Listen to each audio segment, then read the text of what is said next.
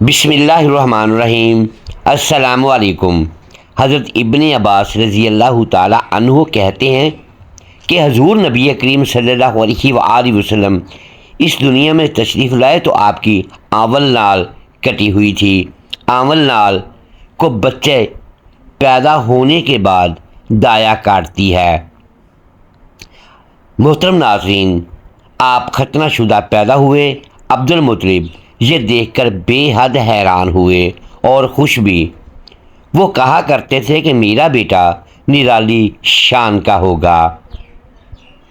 آپ کی پیدائش سے پہلے مکہ کے لوگ خشک سالی اور قحط کا شکار تھے، لیکن جو ہی آپ کے دنیا میں تشریف لانے کا وقت قریب آیا، بارشیں شروع ہو گئیں، خشک سالی دور ہو گئی، درخت ہرے بھرے ہو گئے اور پھلوں سے لد گئے، زمین پر سبزہ ہی سبزہ نظر آنے لگا۔ ناظرین گرامی، پیدائش کے وقت آپ اپنے ہاتھوں پر جھکے ہوئے تھے، سر آسمان کی طرف تھا۔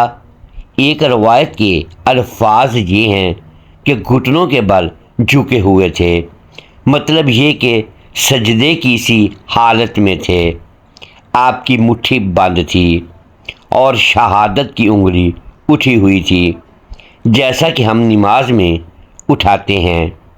حضور انور صلی اللہ علیہ وآلہ وسلم فرماتے ہیں، جب میری والدہ نے مجھے جنم دیا تو ان سے ایک نور نکلا، اس نور سے شام کے محلات جگمگا اٹھے۔ آپ صلی اللہ علیہ وآلہ وسلم کی والدہ سیدہ آمنہ فرماتی ہیں، محمد صلی اللہ علیہ وآلہ وسلم کی پیدائش کے وقت ظاہر ہونے والے نور کی روشنی میں مجھے بصرہ میں چلنے والے اونٹوں کی گردنیں تک نظر آئیں۔ علامہ سہل رحمۃ اللہ نے لکھا ہے کہ جب آپ صلی اللہ علیہ وآلہ وسلم پیدا ہوئے تو آپ نے اللہ کی تعریف کی۔ ایک روایت میں یہ الفاظ آئے ہیں، اللہ اکبر کبریا والحمدللہ کثیرا و سبحان اللہ بکرۃ و اصیلا۔ اللہ تعالیٰ سب سے بڑا ہے، اللہ تعالیٰ کی بے حد تعریف ہے اور میں صبح و شام اللہ کی پاکی بیان کرتا ہوں۔ آپ صلی اللہ علیہ وآلہ وسلم کی ولادت کس دن ہوئی؟ اس بات پر سب کا اتفاق ہے کہ وہ پیر کا دن تھا۔ آپ صبح فجر طلوع ہونے کے وقت دنیا میں تشریف لائے۔ ناظرین، تاریخ پیدائش کے سلسلے میں بہت سے قول ہیں۔ ایک روایت کے مطابق 12 ربیع الاول کو پیدا ہوئے، ایک روایت 8 ربیع الاول کی ہے، ایک روایت 2 ربیع الاول کو پیدا ہوئے۔ اس سلسلے میں اور بھی بہت سی روایت ہیں۔ زیادہ تر مورخین کا خیال ہے کہ آپ 8 ربیع الاول کو پیدا ہوئے۔ تکوین کے طریقہ کے حساب سے جب تاریخ نکالی گئی تو 9 ربیع الاول نکلی۔ مطلب یہ کہ اس بارے میں بالکل صحیح بات کسی کو معلوم نہیں۔ اس پر سب کا اتفاق ہے کہ مہینہ ربیع الاول کا تھا اور دن پیر کا۔ یہ بھی کہا جاتا ہے کہ آپ کو پیر کے دن ہی نبوت ملی، پیر کے روز ہی آپ نے مدینہ منورہ کی طرف ہجرت فرمائی اور پیر کے روز ہی آپ کی وفات ہوئی۔ آپ عامل فیل میں پیدا ہوئے، یعنی ہاتھیوں والے سال میں۔ اس سال کو ہاتھیوں والا سال اس لیے کہا جاتا ہے کہ ابرہہ نے ہاتھیوں کے ساتھ مکہ مکرمہ پر چڑھائی کی تھی۔ آپ کی پیدائش اس واقعہ کے کچھ ہی دن بعد ہوئی تھی۔ واقعہ کچھ اس طرح ہے کہ ابرہہ یمن کا عیسائی حاکم تھا۔ حج کے دنوں میں اس نے دیکھا کہ لوگ بیت اللہ کا حج کرنے جاتے ہیں۔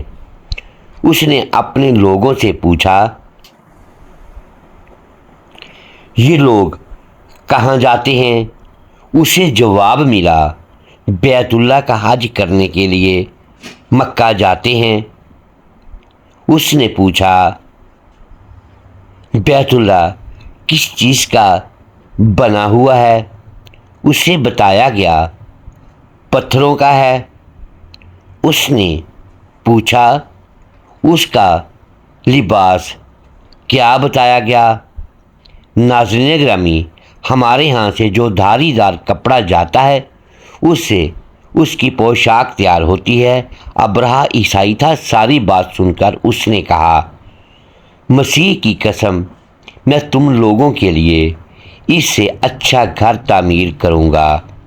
اس طرح اس نے سرخ، سفید، زرد اور سیاہ پتھروں سے ایک گھر بنوایا، سونے اور چاندی سے اس کو سجایا اور اس میں کئی دروازے رکھوائے، اس میں سونے کے پترے جڑوائے، اس کے درمیان میں جواہر لگوائے، اس مکان میں ایک بڑا سا یاقوت لگوایا، پردے لگوائے، وہاں خوشبوئیں سلگانے کا انتظام کیا۔ اس کی دیواروں پر اس قدر مشک ملا جاتا تھا کہ وہ سیاہ رنگ کی ہو گئیں، یہاں تک کہ جوہر بھی نظر نہیں آتے تھے۔ پھر لوگوں سے کہا، اب تمہیں بیت اللہ کا حج کرنے کے لیے مکہ جانے کی ضرورت نہیں رہی، میں نے یہیں تمہارے لیے بیت اللہ بنوا دیا ہے، لہٰذا اب تم اس کا طواف کرو۔ اس طرح کچھ قبائل کئی سال تک اس کا حج کرتے رہے، اس میں اعتکاف کرتے رہے، حج والے مناسک بھی یہیں ادا کرتے رہے۔ عرب کے ایک شخص نفیل خشمی سے یہ بات برداشت نہ ہو سکی، وہ اس مصنوعی خانہ کعبہ کے خلاف دل ہی دل میں کرتا رہا۔ آخر اس نے دل میں ٹھان لی کہ وہ ابرہہ کی اس عمارت کو گندہ کر کے چھوڑے گا۔ پھر ایک رات اس نے چوری چھپے بہت سی گندگی اس میں ڈال دی۔ ابرہہ کو معلوم ہوا تو سخت غضبناک ہوا، کہنے لگا، یہ کارروائی کسی عرب نے اپنے کعبہ کے لیے کی ہے، میں اسے ڈھا دوں گا، اس کا ایک ایک پتھر توڑ دوں گا۔ اس نے شام و حبشہ کو یہ تفصیلات لکھ دیں، اس سے درخواست کی کہ وہ اپنا ہاتھی بھیج دے۔ اس ہاتھی کا نام محمود تھا۔ یہ اس قدر بڑا تھا کہ اتنا بڑا ہاتھی روئے زمین پر دیکھنے میں نہیں آیا تھا۔ جب ہاتھی اس کے پاس پہنچ گیا تو وہ اپنی فوج لے کر نکلا اور مکہ کا رخ کیا۔ یہ لشکر جب مکہ کے قریب و جوار میں پہنچا تو ابرہہ نے فوج کو حکم دیا کہ ان لوگوں کے جانور لوٹ لیے جائیں۔ اس کے حکم پر فوجیوں نے جانور پکڑ لیے، ان میں عبد المطلب کے اونٹ بھی تھے۔ نفیل بھی اس لشکر میں ابرہہ کے ساتھ موجود تھا اور یہ عبد المطلب کا دوست تھا۔ عبد المطلب اس سے ملے، اونٹوں کے سلسلے میں بات کی۔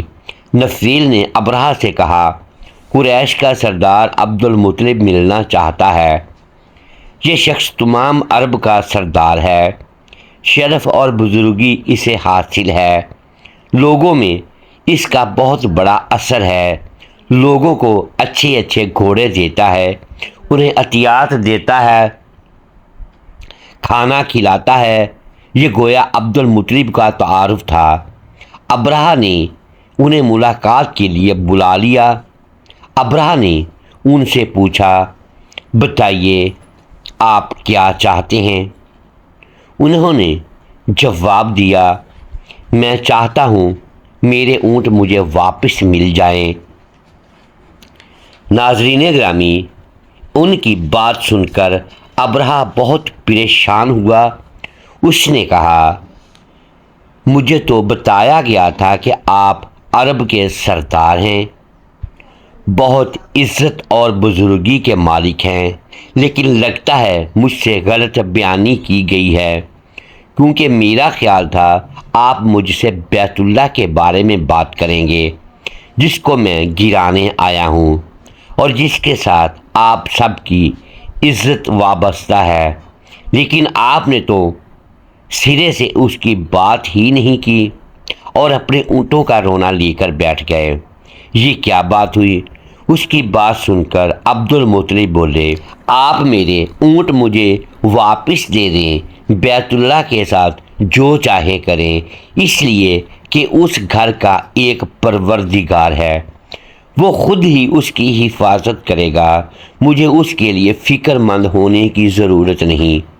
ان کی بات سن کر ابرہہ نے حکم دیا، ان کے اونٹ واپس دے دیے جائیں۔ جب انہیں ان کے اونٹ واپس مل گئے تو انہوں نے ان کے سموں پر چمڑے چڑھا دیے، ان پر نشان لگا دیے، انہیں قربانی کے لیے وقف کر کے حرم میں چھوڑ دیا تاکہ پھر کوئی انہیں پکڑ لے تو حرم کا پروردگار اس پر غضبناک ہو۔ پھر عبد المطلب ہیرا پہاڑ پر چڑھ گئے، ان کے ساتھ ان کے کچھ دوست تھے۔ انہوں نے اللہ تعالیٰ سے درخواست کی، اے اللہ، انسان اپنے سامان کی حفاظت کرتا ہے، تو اپنے سامان کی حفاظت کر۔ ادھر سے ابرہہ اپنا لشکر لے کر آگے بڑھا۔ وہ خود ہاتھی پر سوار لشکر کے درمیان موجود تھا۔ ایسے میں اس کے ہاتھی نے آگے بڑھنے سے انکار کر دیا۔ وہ زمین پر بیٹھ گیا۔ ہاتھی بانوں نے اسے اٹھانے کی کوشش کی لیکن وہ نہ اٹھا۔ انہوں نے اس کے سر پر ضربیں لگائیں، آنکھیں چبھوئیں، مگر وہ کھڑا نہ ہوا۔ کچھ سوچ کر انہوں نے اس کا رخ یمن کی طرف کیا تو وہ فوراً اس طرف چلنے لگا۔ اس کا رخ پھر مکہ کی طرف کیا گیا تو پھر رک گیا۔ ہاتھی بانوں نے یہ تجربہ بار بار کیا۔ آخر ابرہہ نے حکم دیا ہاتھی کو شراب پلائی جائے تاکہ نشے میں اسے کچھ ہوش نہ رہ سکے اور ہم اسے مکہ کی طرف آگے بڑھا سکیں۔ چنانچہ اسے شراب پلائی گئی لیکن اس پر اس کا بھی اثر نہ ہوا۔ ناظرین گرامی، ویڈیو کا بقیہ حصہ جاننے کے لیے نیکسٹ ایپیسوڈ دیکھنا مت بھولیے گا، جس کے لیے آپ کو اس چینل کو سبسکرائب کرنا، ویڈیو کو لائک کرنا اور شیئر کرنا مت بھولیے گا۔ اللہ حافظ۔